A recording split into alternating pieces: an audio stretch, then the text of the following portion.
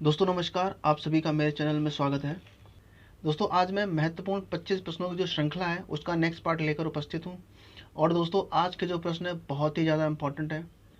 ये आपको आपके हर छोटे बड़े एग्जाम में देखने को मिलेंगे। तो चलिए वीडियो को शुरू करते हैं। तो सबसे पहला जो फैक्ट है वो ये है कि मुख्य निर्वाचन आयुक्त, उनका कार्यकाल कितना होता है? तो 6 वर्ष का। और जो उनके मैक्सिमम कार्यकाल का जो पीरियड होता है वो होता है 65 वर्ष। तो आपको याद रखना है मुख्य निर्वाचन आयुक्त 6 वर्ष या 65 वर्ष। सेकंड नंबर पे है CAG, controller and auditor general. इनका जो कार्यकाल होता है वो भी 6 वर्ष का होता है और जो मैक्सिमम कार्यकाल होता है वो 65 वर्ष का होता है। इसके बाद कैग से संबंधित जो आर्टिकल है जो हमारे कॉन्स्टिट्यूशन में या कहें कि हमारे संविधान में निहित हैं, तो कैग से संबंधित जो आर्टिकल है वो है आर्टिकल 148 से 151। ये पेपर में पूछे जाते हैं, बार बार पूछे जाते हैं, तो आपको इनको भी याद रख लेना है। इसके बाद हम देखते हैं चीफ जस्टिस ऑफ इंडिया। तो जो हमारा सुप्रीम कोर्ट है, SC मतलब सुप्रीम कोर्ट, तो जो हमारा सुप्रीम कोर्ट है उसके जो मुख्य न्यायाधीश हैं, तो जो उनका मैक्सिमम कार्यकाल है वो है 65 वर्ष। अगर वो 65 वर्ष तक की उम्र के हैं तब तक वो अपने पद पर बने रहेंगे। सुप्रीम कोर्ट के जो अन्य न्यायाधीश हैं उनका जो मैक्सिमम कार्यकाल है वो है 62 वर्ष का। आपसे एक प्रश्न पूछना चाहता हूँ, आपने इन सभी का कार्यकाल देखा और मैक्सिमम कार्यकाल कितने वर्ष का होगा वो भी आपने देखा। क्या आप मुझे बता सकते हैं कि हमारे संविधान में क्या इनके न्यूनतम कार्यकाल के बारे में बता रखा है कि इतनी एज के बाद ही इस पोस्ट पर ये आ सकते हैं? क्या ऐसा कुछ है? तो अगर आपको इनका न्यूनतम कार्यकाल के बारे में पता हो तो आप मुझे कमेंट सेक्शन में लिख के बता सकते हैं। इसके बाद जो अगला फैक्ट है वो इम्पोर्टेंट है। राज्य निर्वाचन अधिकारी संवैधानिक प्राधिकरण नहीं है, मतलब कॉन्स्टिट्यूशनल बॉडी नहीं होता है।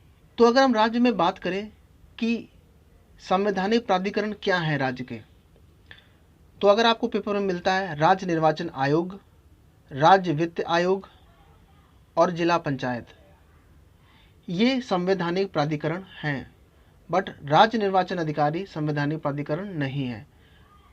पेपर में ये 4 ऑप्शन थे, 3 ये और 1 ये। तो आपको समझ लेना है कि जो राज्य निर्वाचन अधिकारी होता है वो संवैधानिक प्राधिकरण नहीं होता है। इम्पॉर्टेंट फैक्ट है।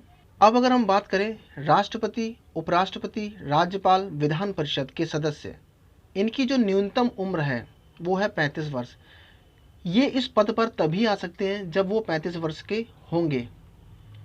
और इससे पहले जो मैंने प्रश्न पूछा था उसका मतलब यही था। वो जो हमारे सुप्रीम कोर्ट के जज हैं, मुख्य न्यायाधीश हैं, सुप्रीम कोर्ट के अन्य न्यायाधीश हैं और कंट्रोलर ऑडिटर जनरल हैं, उनकी न्यूनतम एज क्या हमारे संविधान में डिफाइन है? अगर है तो कितनी? मेरा प्रश्न वही था।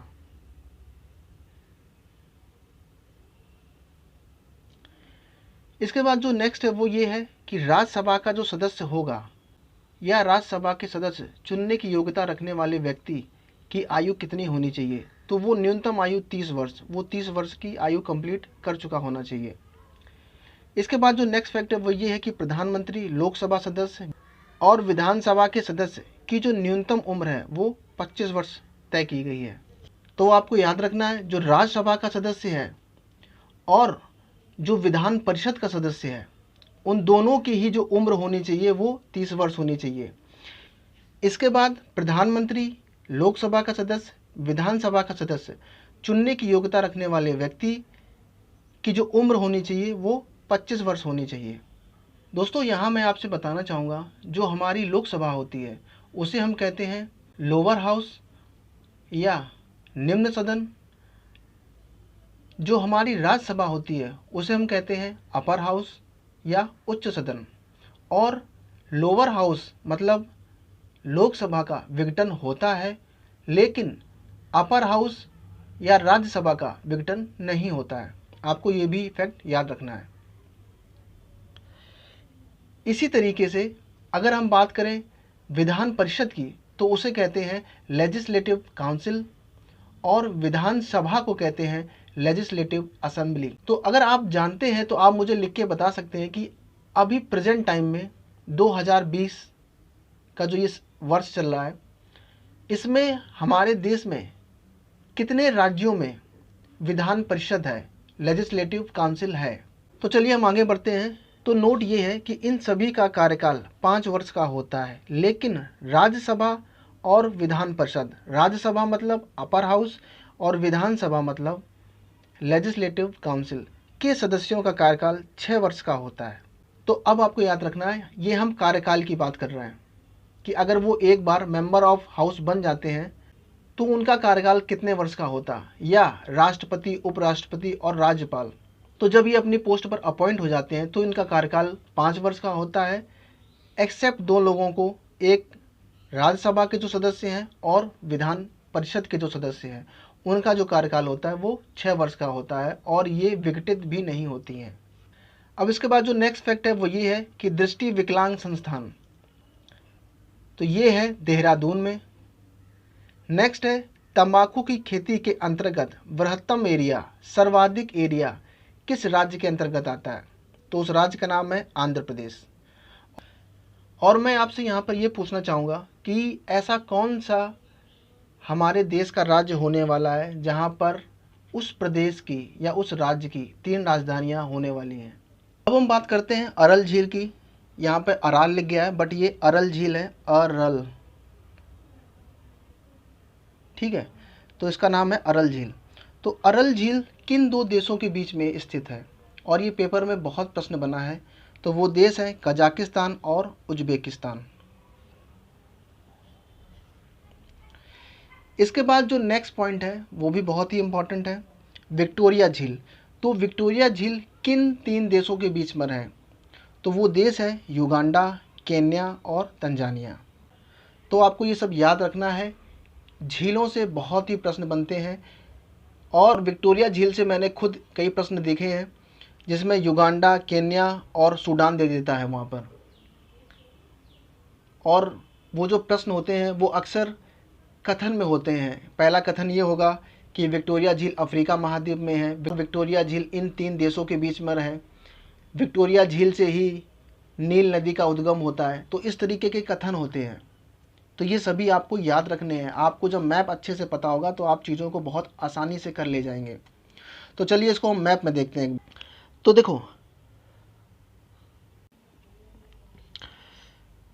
देखो सबसे पहले हम देखते हैं अपना भारत कहाँ पर है। तो भारत है ये, भारत के बगल में है पाकिस्तान, अफगानिस्तान, ईरान। ईरान के उत्तर में देखते हैं तो है तुर्कमेनिस्तान, उज्बेकिस्तान और कजाकिस्तान। तो हमने क्या पढ़ा था, हमने पढ़ा था कि जो अरल झील है वो कजाकिस्तान और उज्बेकिस्तान पर है। तो मैप को अगर हम जूम करते हैं तो ये है कजाकिस्तान और ये है उज्बेकिस्तान। और यहाँ पर जो आपको लेक दिख रही है यही लेक है अरल झील। तो ये जो अरल झील है ये खारे पानी की झील है और ये 2 देशों के बीच में सीमा बनाती है, कजाकिस्तान और उज्बेकिस्तान। ये पेपर में बहुत बार पूछी गई है। अभी साथ ही साथ मैं आपको एक चीज़ और बताना यहाँ पर चाहूँगा कि जो कजाकिस्तान है ये दुनिया का सबसे बड़ा लैंडलॉक कंट्री है। और साथ ही साथ आप यहाँ पर ये भी याद रख सकते हो कि जो कजाकिस्तान है ये कैस्पियन सी से, जो विश्व की सबसे बड़ी खारे पानी की झील है, उससे अपनी बाउंड्री शेयर करता है। और एक फैक्ट और है जो वो करंट से रिलेटेड है कि कजाकिस्तान ने ही अपनी जो राजधानी है अस्ताना, उसका नाम चेंज कर दिया है। और वो जो नाम चेंज किया है वो आप मुझे कमेंट सेक्शन में लिख के बताएंगे। इसके बाद हम चलते हैं अफ्रीका महाद्वीप में और देखते हैं विक्टोरिया लेक को। आपको जो ये लेक दिख रही है यही है विक्टोरिया लेक।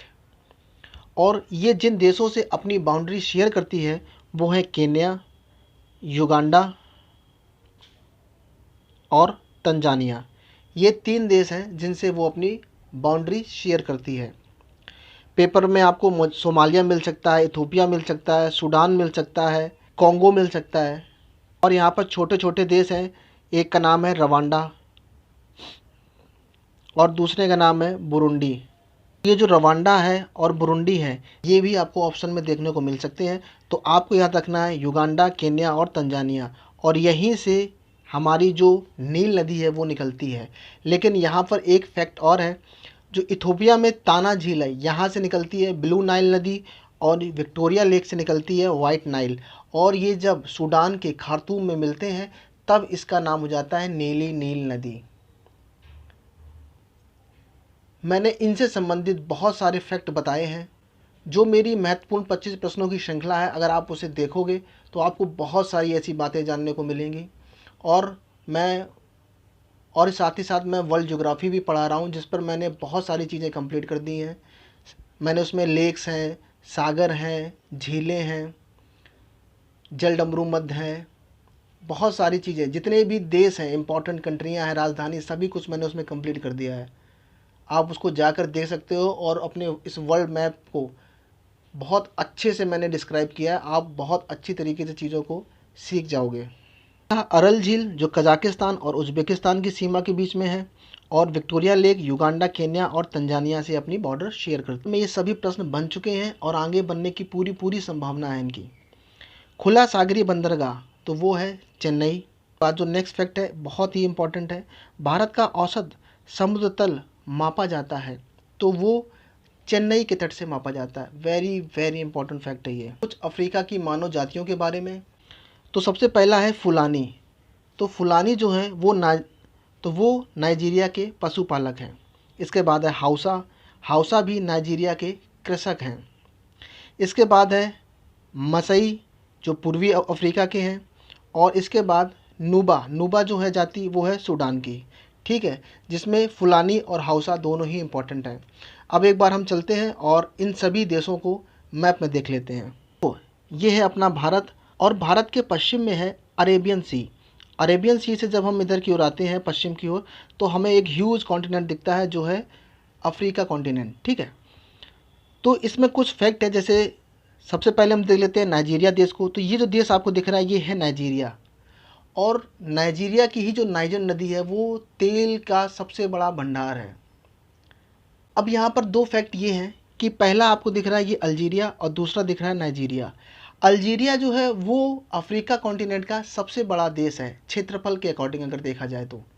लेकिन अगर पॉपुलेशन के अकॉर्डिंग देखा जाए, जनसंख्या के हिसाब से, तो सबसे ज़्यादा जनसंख्या जो रहती है अफ्रीका के वो नाइजीरिया। यहाँ की जो ये पॉपुलेशन में नंबर 1 है, और अगर क्षेत्रफल में बात की जाए तो अल्जीरिया। अब यहाँ पर एक फैक्ट और था, नूबा जनजाति वो थी सूडान की, और सूडान से भी एक बहुत ही इंपॉर्टेंट फैक्ट है कि अल्जीरिया से पहले सूडान अफ्रीका का सबसे बड़ा देश था क्षेत्रफल के हिसाब से। लेकिन सूडान का जब विभाजन हो गया उत्तरी सूडान और दक्षिणी सूडान में, उसके बाद अल्जीरिया जो है ये अफ्रीका का सबसे बड़ा देश है।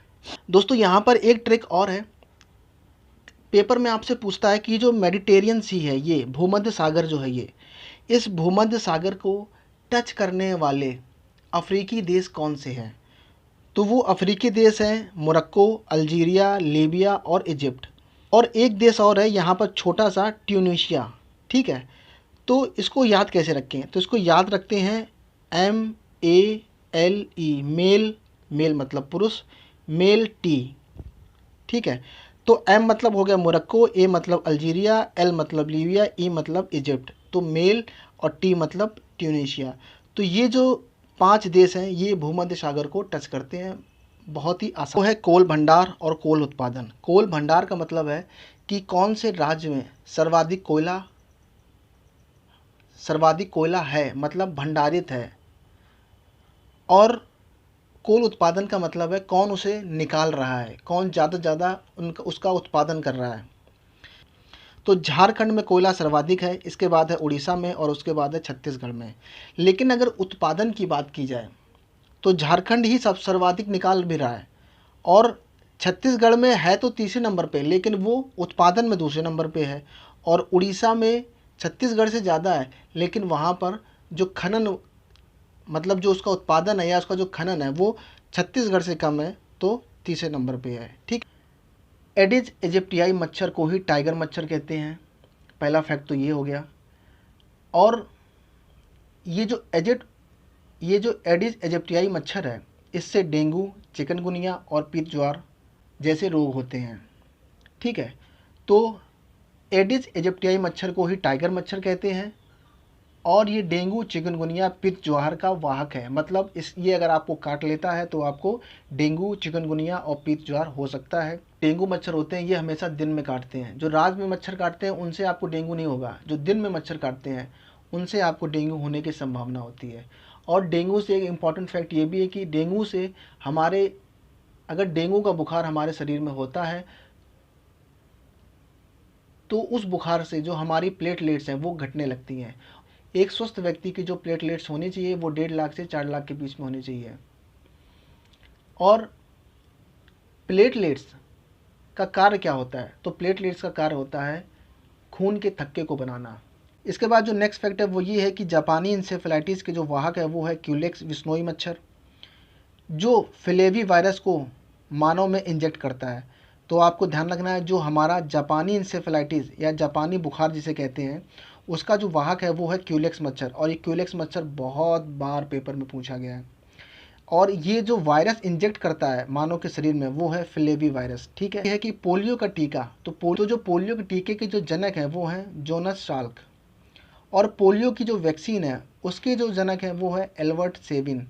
तो आप ये दोनों ही चीज़ें याद रखना, पोलियो का टीका जोनास साल्क, पोलियो की वैक्सीन एल्बर्ट सेविन। और ये पोलियो का टीका है तो कितने बार पेपर में आया, पोलियो का टीका, चेचक का टीका, हैजे का टीका, ये कितनी बार पेपर में आ चुके हैं। दोस्तों मैं आप कुछ इंपॉर्टेंट क्वेश्चन आपसे पूछ रहा हूँ जिसके आंसर आप कमेंट सेक्शन में लिख के बता सकते हैं। और अगर आप नहीं बताओगे तो कल जो इसकी जो नेक्स्ट वीडियो होगी क्वेश्चन आंसर की, उस पर मैं आपको इसके आंसर दे दूँगा। तो पहला ये है कि सुप्रीम कोर्ट में जजों की संख्या क्या है। अभी जो प्रेजेंट टाइम में जो हमारा सुप्रीम कोर्ट है तो उसमें जजों की संख्या कितनी है इस समय प्रेजेंट टाइम में? क्योंकि आप सभी जानते होंगे कि जो जजों की संख्या है वो समय के हिसाब से बढ़ती रहती है। तो जो प्रेजेंट टाइम में हमारा सुप्रीम कोर्ट है उसमें टोटल जज कितने हैं, मुख्य न्यायाधीश को भी लगाकर कितने जज हैं। भारत के महान्यायवादी का कार्यकाल क्या होता है? तो जो भारत का जो अटॉर्नी जनरल होता है उसका मैक्सिमम न्यूनतम कार्यकाल, जो भी आपको पता हो उनके विषय में आप लिखकर बता सकते हैं। अब जो नेक्स्ट फैक्ट है वो भी बहुत ही इंपॉर्टेंट है। आर्टिकल 214 और आर्टिकल 124 ये किससे संबंधित हैं?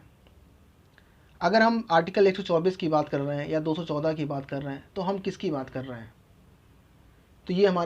तो ये मेरे प्रश्न हैं, आप मुझे कमेंट सेक्शन में लिख के बता सकते हैं। और अगर आपको वीडियो अच्छा लगा है तो प्लीज़ को आप लाइक करें, शेयर करें, सब्सक्राइब करें। आपका दिन शुभ हो।